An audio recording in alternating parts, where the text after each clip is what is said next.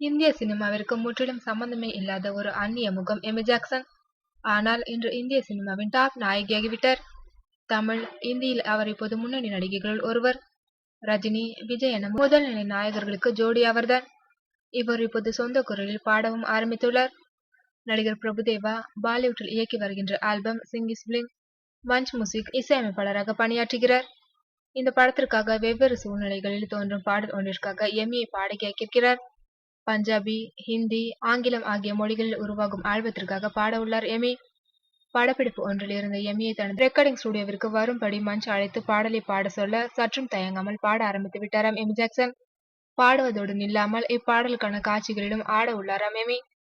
இது குறித்து தனது ட்விட்டர் பக்கத்தில், 17 வயதாக இருக்கும் போது எனது தங்கையுடன் பள்ளியில் இருந்து காரில் திரும்பும் போது நான் தான் காரை ஓட்டி வருவேன். அப்போது 90களில் பிரபலமான ஸ்பைஸ் கேர்ள்ஸ் ஆங்கில பாடல்களை பாடிக்கொண்டே வருவேன். மியூசிக் ஆல்பம் செய்ய வேண்டும் என்ற ஆசை இருந்தது. அந்த ஆசை இப்போது நிறைவேறிவிட்டது என்று குறிப்பிட்டுள்ளார் எமி ஜாக்சன்.